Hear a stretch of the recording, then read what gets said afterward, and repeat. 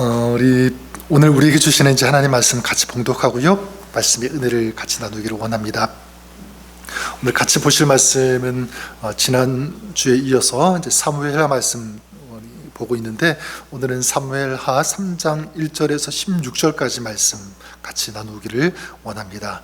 사무엘 3장 1절 제가 읽고요, 우리 16절까지 한 절씩 교독하겠습니다. 사울의 집과 다윗의 집 사이에 전쟁이 오래매 다윗은 점점 강하여 가고 사울의 집은 점점 약하여 가니라. 다윗이 헤브론에서 아들들을 낳았으되 맏아들은 암논이라 이스라엘 여인 아히노암의 소생이요 둘째는 길르압이라 갈멜 사람 나발의 아내였던 아비가일의 소생이요 셋째는 압살롬이라 그술 왕 달메의 딸 마아가의 아들이요 넷째는 아도나야 핫깃의 아들이요 다섯째는 스바다의 아들이요 여섯째는 이드람이라 다윗의 아내 에글라의 소생이니 이들은 다윗이 헤브론에서 낳은 자들이더라.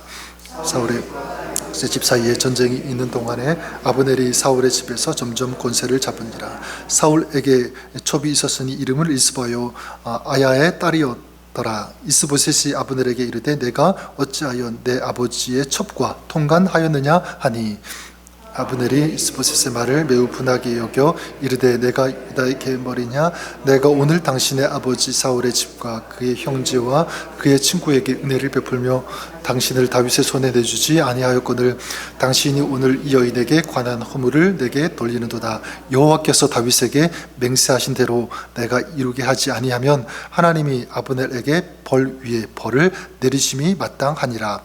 그 맹세는 곧 이 나라를 사울의 집에서 다윗에게 옮겨서 그의 왕위를 단해서 브엘세바까지 이스라엘과 유다에 세우리라 하신 것이니라 하며 이스보셋이 아브넬을 두려워하여 감히 한마디도 대답하지 못하니라. 아브넬이 자기를 대신하여 전령들을 다윗에게 보내어 이르되 이 땅이 누구의 것이니까? 또 이르되 당신은 나와 더불어 언약을 맺사이다.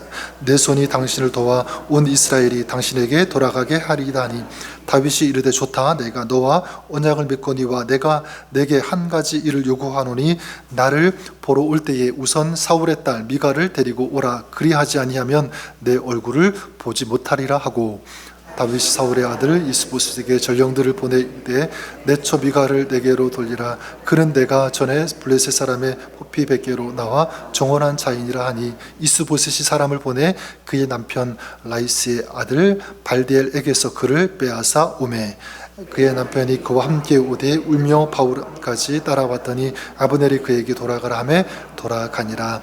아멘. 네, 하나님 말씀입니다. 여러분, 보통 한국 사람들끼리 처음 인사 이렇게 나누게 되면 뭐 하죠? 통성명 이렇게 나누지 않습니까?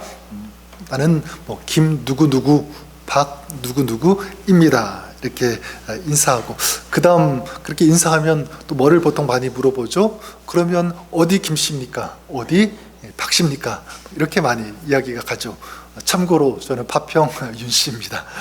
네, 이렇게 묻는 것은 당신이 어느 가문 사람인지 또 어느 집안 사람인지 묻는 거죠, 그렇죠? 또 내가 어디 이씨 어디 박씨입니다라고 말하는 것은 내가 어떤 가문의 사람인 것을 이렇게 좀 알려주고 싶은 어떤 그런 마음에서 이렇게 얘기한다고 해도 틀리지 않을 것입니다. 보통 그래서 한국뿐만 아니라 동양 사회에서는 보통 이런 얘기를 많이 하죠.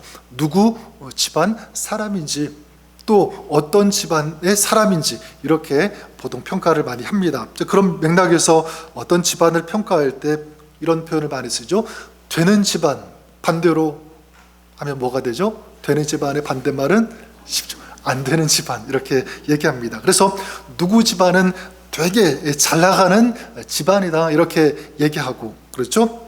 그래서 반대로 말하면 누구 집안은 되게 못 나가는 집안, 요거를 좀 죄송합니다. 뭐 콩가루 집안 뭐 이런 식으로 표현하기도 합니다. 그래서 이 집안, 이 집이라고 하는 것은 뭐냐면 단순히 이 집의 의미만 있는 것이 아니라 그곳에 살고 있는 사람들, 가족들의 그 삶의 그 영역, 그리고 그 집에 사는 사람들의 삶의 내용, 그리고 삶의 질, 이런 것들을 다 포함하는 이런 표현이라고 할 수 있을 것 같습니다. 그래서 되는 집안 하면 그 집에 속한 모든 것이 다 좋다라는 뜻이 되겠죠. 그래서 가족과의 관계도 그렇고요, 경제적인 상황, 또 학문적인 수준, 또 주변의 평판, 분위기, 뭐 이런 것들을 다 총망라하는 어떤 그런 평가가 바로 되는 집안. 반대로 안 되는 집안은 금반대겠죠. 저는 그런 의미에서 여기에 계신 저 여러분, 우리 모두가 여러분의 집안이 안 되는 집안이 아니라 정말 주님 안에서 잘 되는 그런 집안, 그런 가문이 되시기를 주님의 이름으로 간절히 축원합니다. 아멘 하시는 우리분 더 큰 은혜가 있기를 바랍니다. 그래서 오늘 사무엘하 3장 이 말씀을 우리가 읽었는데요, 이스라엘 북쪽 사울의 아들인 이스보셋이 왕으로 있었고, 남쪽 유다는 다윗이 왕으로 있었던 그런 이 대치 국면의 상황이 계속되고 있는데, 한 7년 반 정도 시간이 그렇게 흐른 그 시점입니다. 짧다면 짧고 굉장히 길다면 긴 그런 시간이 흐르게 되었는데, 자, 이 시점에서 오늘 말씀은요, 1절에 이 두 가문에 대해서 평가를 내려요. 어떻게 평가를 내리냐면, 자, 성경은 어떻게 평가하는지 1절 말씀 우리 한번 읽었지만 다시 한번 읽어보도록 하겠습니다. 1절 말씀 한번 읽어볼까요? 자, 시작. 사울의 집과 다윗의 집 사이에 전쟁이 오래매 다윗은 점점 강하여 가고 사울의 집은 점점 약하여 가니라. 자, 다윗의 집은 점점 어떻게 되었다라고 말씀하고 있죠? 강하여졌다, 이렇게 말씀하고 있고, 잘 되어가고 있고 흥왕하여 가고 있다라는 그런 의미겠죠. 반대로 사울의 집은 점점 어떻게 해요? 약하여 갔다, 이렇게 말씀하고 있습니다. 약하여 갔다, 안 되고 있다, 흥왕하는 것이 아니라 쇠락하고 있다, 이렇게 볼 수가 있습니다. 자, 그러면 여러분, 강하여 가고 또 반대로 약하여 가고 하는 것은 구체적으로 어떤 것인가, 뭐를 기준으로 하는 것인가 라고 할 때, 아까도 말씀드렸지만 좀 더 구체적으로 본다면 아들의 숫자를 가지고 평가할 수 있습니다. 여성분들에게는 좀 죄송하지만 고대 근동에서는요, 이 아들이 축복이라고 생각했기 때문에 그래요. 그래서 1절에 보면 다윗은 점점 강하여 가고 이렇게 말하면서 2절부터 5절까지 뭐에 대한 내용이 쭉 나오게 되죠. 열거되고 있죠. 다윗의 아들들이 누구인지, 그 이름, 그죠? 몇 명인지 쭉 소개가 되고 있지 않습니까? 또한 이 가문의 이 강함과 약함은 무엇으로 또 평가할 수 있냐면, 경제적인 것, 그리고 지위, 명성도 포함될 수 있습니다. 어쨌든 다윗의 집은 점점 강하여져 갔다, 반대로 사울의 집안은 약해 갔다, 이렇게 말씀하고 있습니다. 자, 그러면 여기서 우리가 한 가지 질문을 던질 수 있겠죠. 어떤 질문이냐면, 그러면 왜 다윗의 집은 이렇게 흥하고 그리고 사울의 집은 쇠하여 갔는가라는 거예요. 무엇 때문에? 자, 그 이유를 찾는다면 저는 여러 가지가 있겠지만, 자, 여기서 답을 찾고 싶습니다. 저는 이것이 맞다고 생각해요. 분명한 것은 무엇이냐면, 하나님께서 함께 하시는 가정 가문은 흥하고, 반대로 하나님께서 함께 하시지 않는 가정은 쇠할 수밖에 없다. 또한 하나님을 경외하는 삶, 경외하는 가정 가문은요, 흥하고 잘되고 강하여지고, 반대로 하나님을 경외하지 않는다면 결국은 쇠할 수밖에 없다. 저는 이것이 성경의 진리라고 믿습니다. 대표적으로 그 출애굽기 1장에 그런 예가 있는데, 이스라엘 백성의 숫자가 점점 늘어나게 되자 애굽의 이 바로가 이스라엘 그 백성들의 숫자가 자기 그 애굽의 그 백성들의 숫자보다 더 많아질 것을 두려워해가지고 이 산하 제한 명령을 내리게 되죠. 그래서 처음에 무거운 노동을 시키게 합니다. 그러면 아이를 낳지 못하겠지. 근데 실패로 돌아가게 되죠. 자, 그래서 나중에 어떤 명령을 내리게 되냐면, 이스라엘 백성들이 딸을 낳으면 살려두지만 아들을 낳을 경우에는 그 아들을 죽이라. 이 이제 산파들에게 그 명령을 내리게 되는데, 자, 그런데 그 명령을 수행하고 받들어야 되는 이 산파들이 어떻게 하냐면 하나님을 두려워하고요, 하나님을 경외합니다. 그래서 어떻게 하냐면 이 애굽 왕의 명령을 어기죠. 그래서 남자 아기들을 살려두게 됩니다. 자, 그랬을 때 하나님께서 그 산파들의 집안을 축복하신다라고 말씀하는데, 출애굽기 1장 21절에 보면 이렇게 말씀합니다. 그 산파들은 하나님을 경외하였으므로 하나님이 그들의 집안을 흥왕하게 하신지라. 여러분, 어떤 사람들의 집안을 흥왕하게 하셨다고요? 하나님을 경외하는 그 집안. 그래요, 여러분, 이 가문의 흥왕은 결국 누구에게 달려 있는가? 하나님께 달려 있음을 믿습니다. 하나님께 달려 있다. 하나님을 경외하는 감은 하나님께서 흥왕하게 하신다. 그래서 시편 72편 7절에도 보면 이렇게 말씀합니다. 그의 날에 의인이 흥왕하여 평강의 풍성함이 달이 닿을 때까지 이르리로다. 누가 흥왕한다고 말씀하고 있죠? 의인이 흥왕한대요. 의인, 어떤 사람이 의인입니까?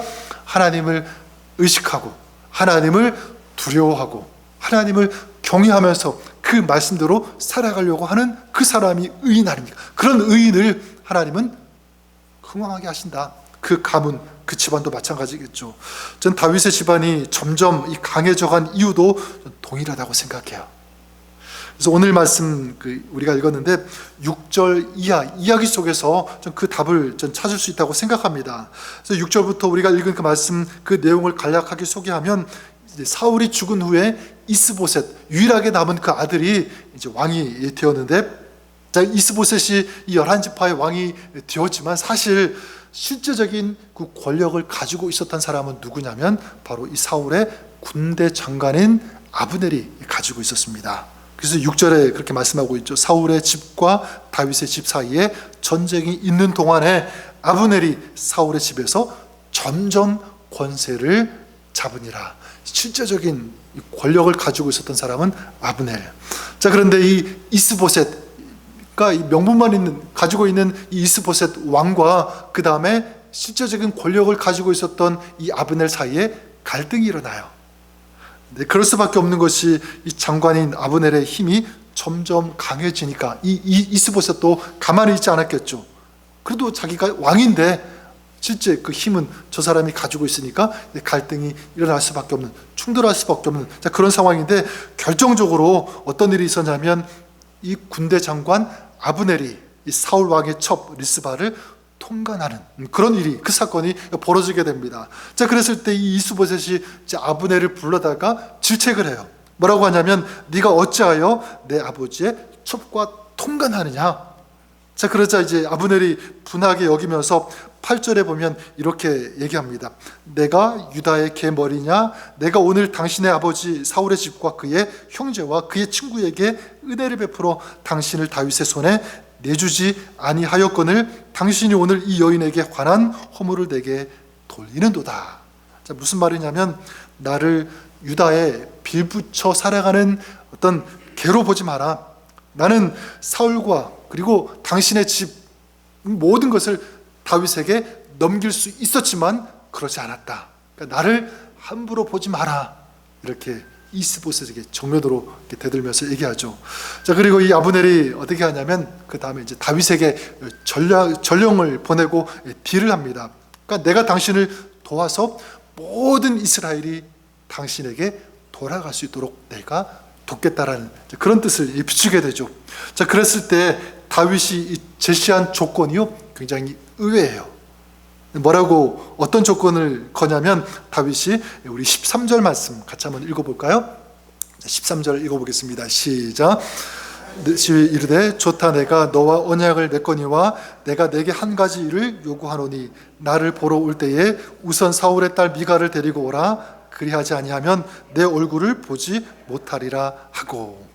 자, 다윗이 내민 조건이 무엇입니까? 그래, 내가 너의 말을 듣겠다. 그러면 내가 요구하는 것 이것이다. 그 요구 조건이 무엇이죠?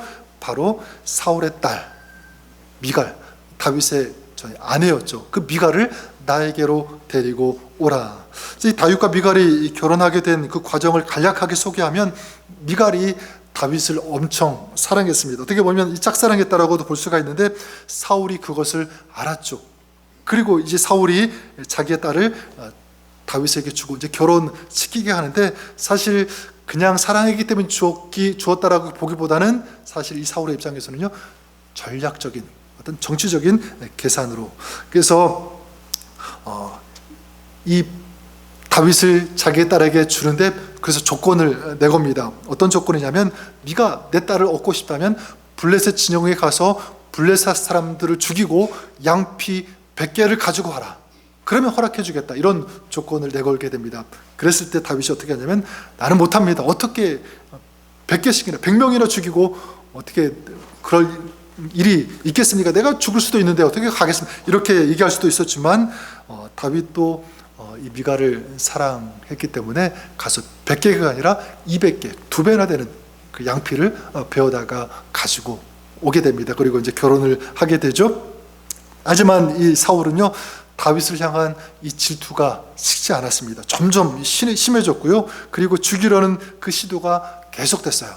그래서 이제 한 번은 어떻게 일이 있었냐면 사울이 이 다윗의 집에 체포조를 보내가지고 다윗을 잡아서 죽이려고 하는 그런 작전을 세우게 되는데, 그때 이제 미갈이 아버지의 그런 속셈을 알고 다윗을 도망할 수 있도록 도와주게 됩니다. 이제 사울은 다윗이 후에 후계자가 되지 못하도록 아예 이제 끊어버리려고 자기의 딸 미갈을 다른 사람에게 아내로 주어버리게 되죠.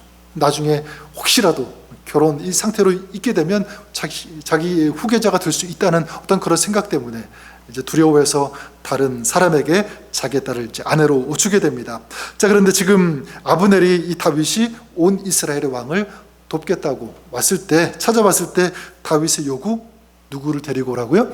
미갈을 데리고 오라 얘기하고 있는 거예요.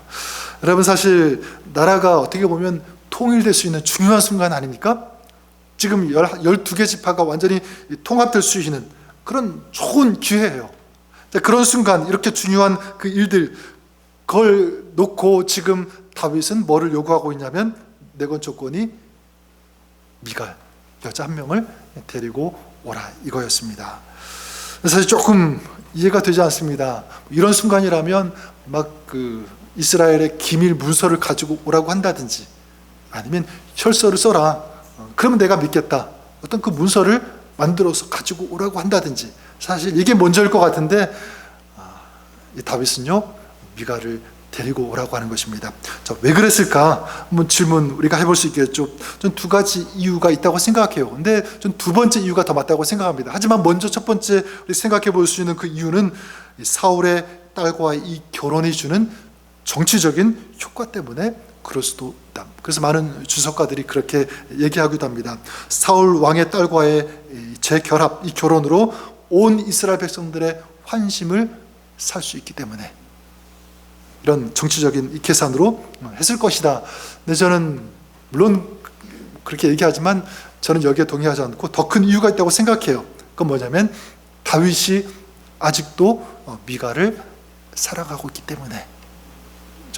사울이 이 블레셋을 이용해서 자기를 죽이려는 것을 알면서도 목숨을 걸고 갔잖아요. 싸웠잖아요. 그렇죠? 그리고 결혼했습니다.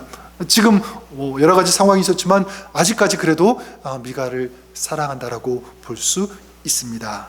전 이런 다윗을 보면서 누가 생각이 났냐면 그 나성 영락교회 초대 담임 목사님이셨던 김계용 목사님이 생각이 났습니다. 이분이 19세 때 이제 결혼을 하셨다고 그러네요. 그리고 10년을 같이 사셨는데 6.25 전쟁 때 이제 목사님이 홀로 이제 그 월남하시면서 그때 이제 헤어졌다고 합니다. 그러니까 29세부터 69세까지 무려 40년 동안을 그 아내를 그리워하면서 수절을 하셨다. 그렇게 제가 알고 있습니다. 그래서 나성 영락교회에서 은퇴하시고 마지막 아내를 만나기 위해서 그 설레임으로 1990년 9월 달에 북한을 방문하게 되고요. 그래서 거기에서 이제 아내하고 아들을 상봉했다고 합니다. 그리고 어떻게 이제 돌아가신 정확히는 모르지만 갑자기 사망하셨다는 그 이야기까지 이제 제가 들었는데, 어쩌면 지금 다윗도 미갈을 그렇게 애틋하게 생각했다는 것은 아닌가 그렇게 생각해 봅니다. 하지만 그럼에도 불구하고 지금 사실 중요한 순간에 이 미갈을 데리고 오라고 하는 것은 조금 여전히 이해가 되지 않아요. 그리고 이 말씀드렸던 것처럼 이 미갈과의 결혼은 단순히 어떤 사랑의 관계로만 결혼한 것이 아니라 그 아버지 사울의 어떤 정략적인 그 노림수가 있었기 때문에, 또 사울은 그 딸을 지금 다른 사람에게 준 그런 상황이잖아요. 아무리 했어도 사실 다시 이 결혼이 회복될 수 있는 가능성도 많지 않고, 온전히 그 결혼이 또 유지되는 것도 사실 불확실한 그런 상황이기 때문에 그 아내 그 미갈을 데리고 오라고 하는 것, 요구하는 것 조금 이해가 되지 않습니다. 그럼에도 불구하고 다윗은 왜 그랬을까 생각해 본다면, 저는 이 다윗의 그동안의 모든 행동 속에서 그 답을 찾을 수 있다고 생각해요. 그러니까 뭐냐면 바로 하나님이었다는 사실입니다. 하나님을 의식했기 때문에, 더 정확하게 말하면 하나님께서 그 미갈을 만나게 해주셨고 맺어 주셨다는 사실을 이 다윗은 끝까지 알고 믿었기 때문에, 그래서 비록 세상의 눈으로 볼 때는 온 이스라엘 땅을 얻는 것이 더 중요해요. 그렇지 않습니까? 또 모든 12개 지파의 왕이 되는 것이 더 중요해 보일 수 있어요. 그런데 그런 것도 엄청난 일이지만 다윗은 그것보다도 한 사람을 소중하게 여겼다, 사랑했다. 그 한 사람을 선택했다. 그러니까 세상적인 야망보다는요, 하나님께서 만나게 한 사람을 또 소중하게 여겼다는 사실을 알 수가 있습니다. 소중한 것을 소중하게 여길 줄 아는 그 마음이 있을 때, 이것이 바로 하나님이 그와 함께 있을 수 있었던 이유가 되기도 하고, 그리고 그것이 그 집안이 흥하게 되는, 그리고 강하게 되는 이유가 될 수 있었다. 저는 여기서 답을 찾고 싶습니다. 자, 그렇다면 저는 이제 이 다윗의 이야기를요, 우리의 이야기로 이렇게 좀 가져와 보고 싶어요. 여러분, 하나님께서 어떤 집안을 강하게 하실까, 흥왕하게 하실까?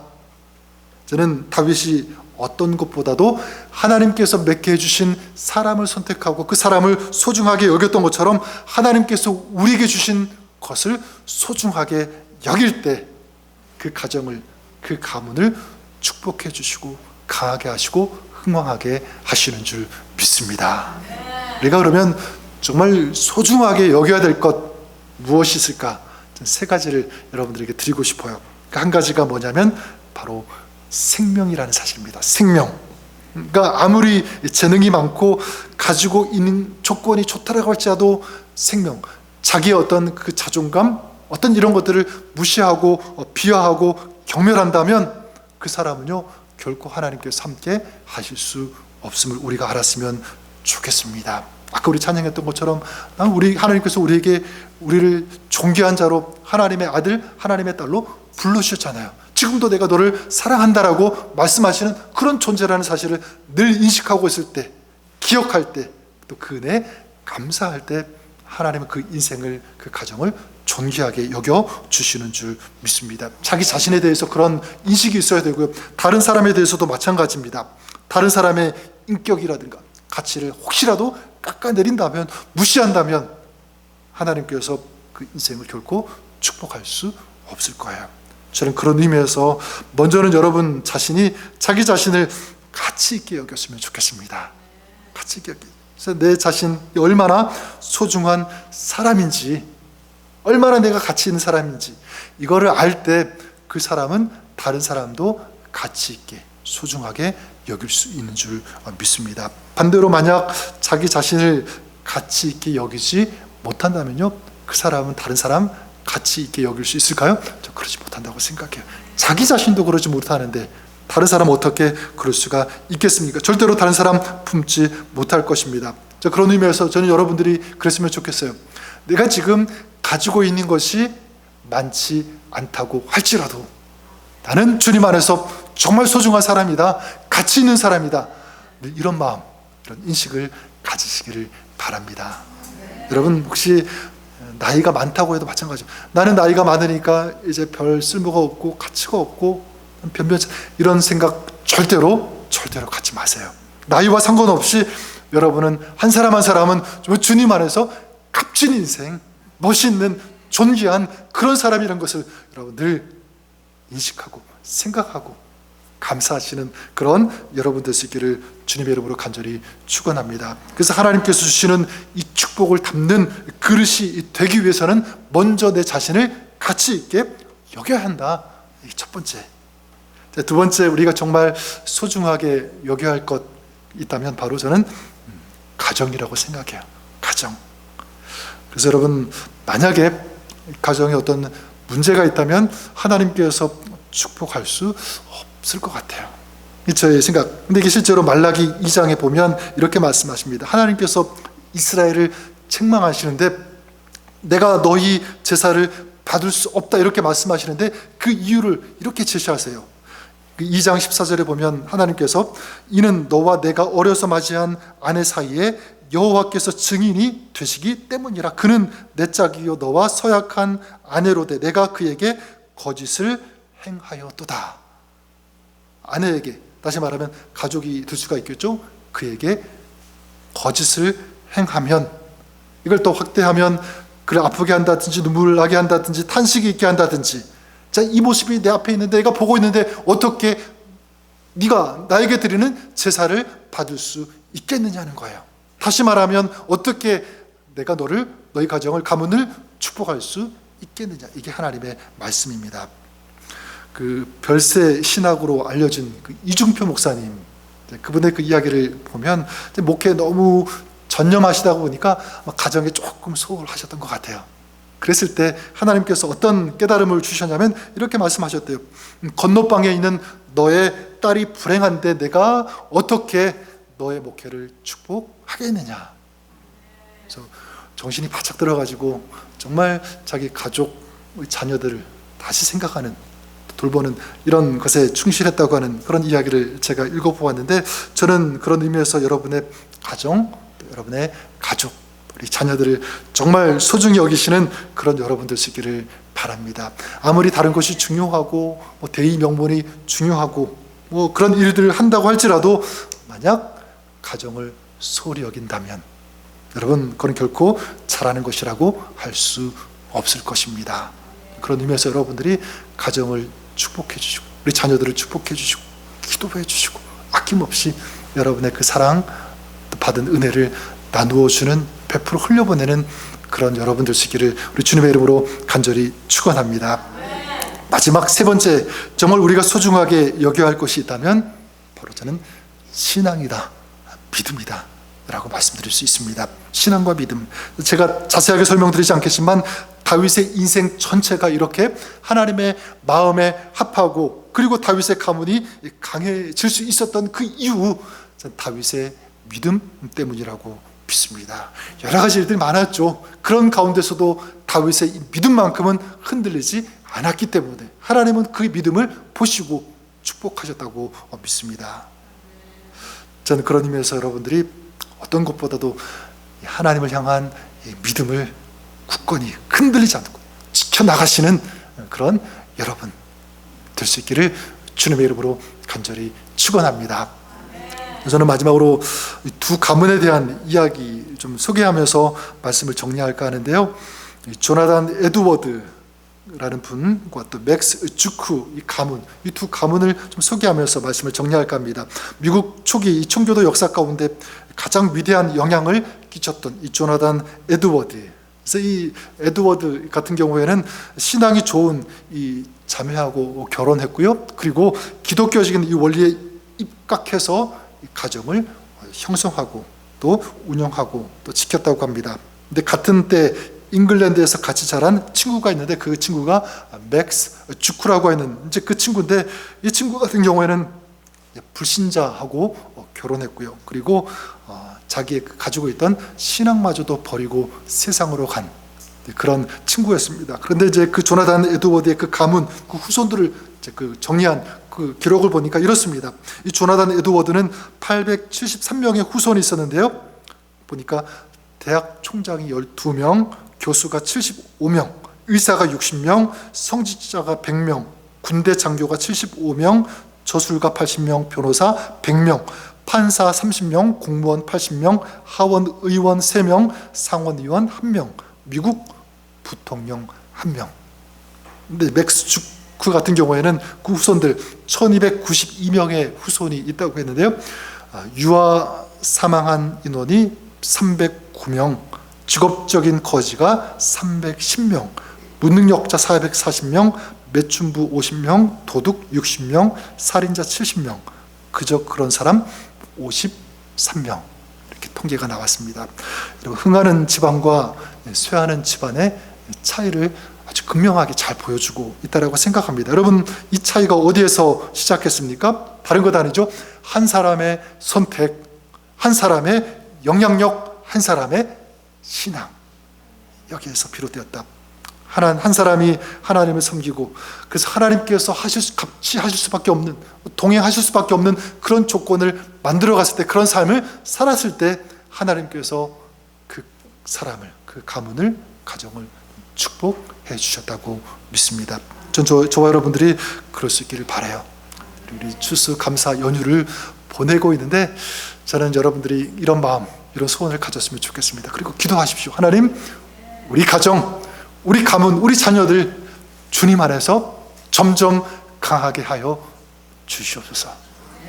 주님의 축복을 받는 형통한 그런 가정, 우리 자녀들 되게 하여 주시옵소서.